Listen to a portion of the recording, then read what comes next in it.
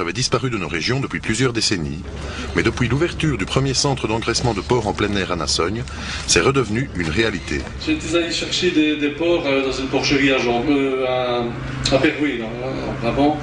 Et bon, on avait préparé le véhicule et tout, et moi je mets de la paille sur la rampe comme d'habitude, et puis alors les porcs avancent, et puis arrivé devant la paille, il y en a aucun qui bouge. Et alors le fermier il me dit, ben, c'est normal, il n'a jamais vu de paille. Voilà l'idée, une idée vieille de quelques années déjà qu'il a fallu développer en collaboration avec le centre de recherche de Gembloux et le centre d'économie rurale de Marlois pour obtenir une sélection capable de résister au climat ardennais. 2 quarts de Piétrin Terminal, 1 quart de Duroc, 1 quart de Landras. Finalement, monsieur Magerotte, votre port des Prairies d'Ardennes, c'est un 4 quarts. Oui, tout à fait.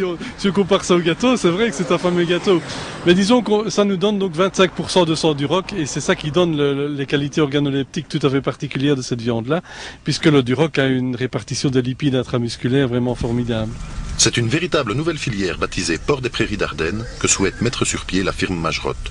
L'implantation nassoniarde, avec 250 porcs sur 10 hectares, est aujourd'hui saturée, mais d'autres sites sont en réalisation. À Trival, Amberlou, Fossey, Moircy et Tilley, soumis eux aussi à une identification géographique protégée. Est-ce la fin du jambon d'Ardenne made in Flandre? Ah mais j'espère bien. De toute façon, je milite depuis des années pour ça. C'est un véritable 5 étoiles pour cochon qui s'est ouvert à Nassogne. Cabane en bois s'intégrant dans le paysage, mare debout dans chaque parcelle, mangeoire, alimentation composée aux 3 quarts de froment, l'investissement est important. Disons qu'au niveau de l'exploitation, c'est quand même assez important. C'est plus important qu'une porcherie normale puisqu'il y a non seulement une immobilisation du terrain, mais il y a quand même une infrastructure assez coûteuse, notamment au niveau des clôtures, etc. Il faut compter qu'une place de porc coûte 13 000 francs. Des aides financières sont en préparation à la région wallonne.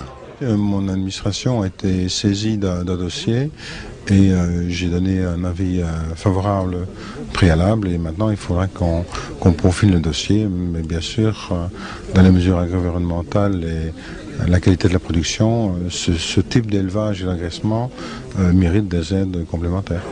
Alors, monsieur